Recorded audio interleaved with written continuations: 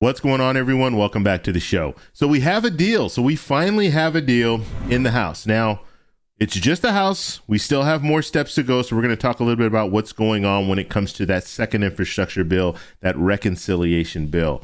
We're also going to talk about a video that I posted a couple of days ago. I was talking about how not to become a victim of scammers. And I got a big response, and I really appreciate that. I like doing videos like that where I'm telling you 5 ways to avoid this or 5 ways to avoid that or 5 benefits that are available to you, that kind of stuff. I'm going to start doing more and more videos like that because I not only like doing the video, but I like seeing the comments because then you guys provide even more information as far as ways that you've used to avoid being scammed or avoid paying too much and all this stuff. So I really want to focus on that a lot because I think those videos are really helpful. And in the YouTube world, we call it evergreen content. It's content that you can see today and it's valuable, as well as you can see it years from now and it'll still be valuable. So we're going to focus on those videos too in the near future. And I'm also going to show you guys some additional tips that you guys provided in that video that I did about scammers. But first off, on this channel, we talk about everything money. So I used to say news that matters. People were saying news that matters. What news are we talking about? Mainly, we talk about news that revolves around money. Okay, so that's what I want to focus on. So we're going to change it to everything money. So on this channel, we talk about everything money. Let me know if that's catching to you guys and you guys understand exactly what I'm saying. Because when I was saying news that matters, people were like, well, what news is that? And so now we're going to talk about it. It's everything money. So when we're talking about stimulus checks, we're talking about the stock market. We're talking about this reconciliation bill that we're looking at right now. We're talking about the infrastructure bill and how that can provide millions and millions of jobs for American people. But before we get started, please hit the like button. Please subscribe to the channel. Hit that little bell notification. That way you'll get notified anytime we put out a video. And like always, if you see my name and a picture of me in the comment section, make sure you see a check mark next to my name. That check mark signifies that it's me. If you do not see that check mark, it's not me. It's someone trying to impersonate me. All right, so we have a deal. So the House voted today on that second infrastructure bill, that reconciliation bill. The vote was 220 to 213. You had 1 Democrat that voted against the bill.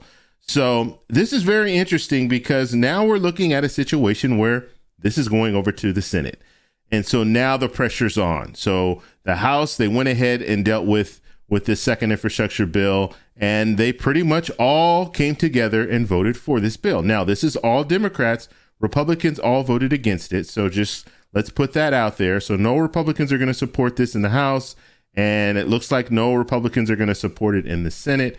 And so once it gets to the Senate, now they're going to have to start looking at Senator Sinema, Senator Manchin. Where are they when it comes to this reconciliation bill? What do they like? What don't they like? Negotiations are really going to have to start picking up now. And so hopefully at this point, President Biden can pull in Senator Sinema, Senator Manchin into the Oval Office, talk with them and figure out exactly what they need when it comes to this second infrastructure bill. Because now the ball's in the Senate's court, and we're going to have to see how they move and what they do.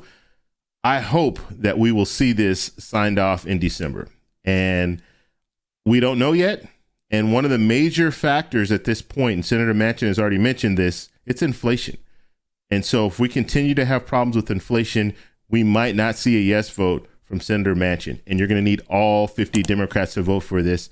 If you can't get all 50 Democrats, this bill goes nowhere. It's a reconciliation bill. So you're going to need all 50 Democrats as well as the Vice President Kamala Harris signing off on this in order for this to go anywhere.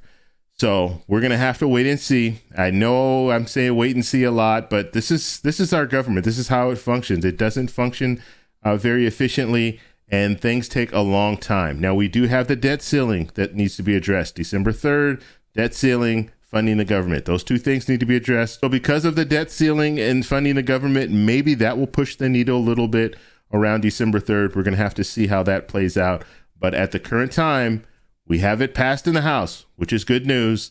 Now it's over to the Senate, and now the real negotiations are going to begin. Okay, so now I want to show you guys some comments that you guys posted in a video that I posted a couple of days ago about how to avoid becoming a victim of a scammer. So I provided 5 tips, and you guys provided some tips as well. So let's go ahead and take a look. Now, if you guys did not catch this video, I'll post a link at the end of this video so you can go ahead and check it out. But it's a really good video where I'm giving you guys those 5 tips on how to avoid scammers, basically. People calling you, the robocalls, all that stuff. So, okay, so let's go ahead and take a look at what you guys said. So we have Paula here. Thank you, Paula, for your comment here. I froze my credit and put an extra password on my bank account. Now, this is good. Putting an extra password, the two-factory authentication, whatever they call it, that's good. That's really good because that will spammers and people who are trying to hack into your accounts. It's much harder, especially if you have something where it goes to your phone and it gives you a code and you put the code in. So that's a real good thing to do. So I'm glad to see that Paula posted that, because that's something, if you guys are a little nervous about your bank account, doing online banking and things like that, do that two-factory authentication. Okay, that's really, really good. Okay, and don't answer the phone at all if you don't recognize the numbers. If it doesn't have a name to it, then I know it's a scammer. And another key thing that she's saying is that every name in her phone book on her phone has a name to it. So you have the number, you have the name, so she'll know, okay, this is so-and-so's calling me. But if it doesn't have a name, then she knows she doesn't know who that person is. So she doesn't answer the phone. I think that's a really good way to go about it, because these scammers, they're really creative now, and they're sending out these different robocalls and these different numbers, and they'll make those numbers very similar to numbers that are in your area. So you'll look at it and you'll say in Southern California, in my area, 562. If I see 562, I know it's a local number. So they'll get creative and do that, because before these numbers were coming from all over the US, and I see a number from Georgia and I'm like, I don't know anybody in Georgia, I'm not answering that. Or I see a number from Florida, I don't know anybody from Florida, so I'm not going to answer that. So now they're getting creative and they're really getting in there, and it's a 562 number, Southern California. Okay, well, I might know this person, it's 562, or it might be the local store that I just went to, or what have you. So just something to think about when it comes down to it. Make sure if you don't recognize that number, don't answer it. Let it go to your voicemail. Okay, so let's look at some more comments here. So we have Christine. Thank you, Christine, for your comment here. Absolutely god dang right. Never answer your phone. Let it go to voicemail. But some criminals will actually leave a message. Yeah, and that's true too. They do leave messages sometimes, and sometimes it's like a automated response message, which is interesting.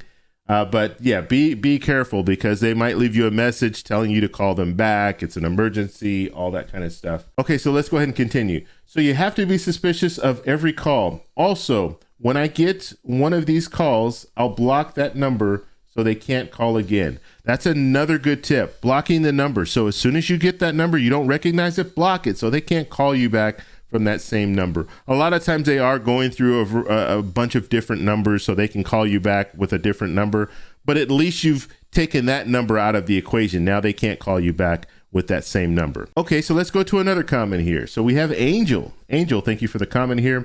Robocalls are truly out of control. And I agree. I get at least, and I said this, 3 to 4 calls per day. And it depends. If I answer that phone, I might even get more.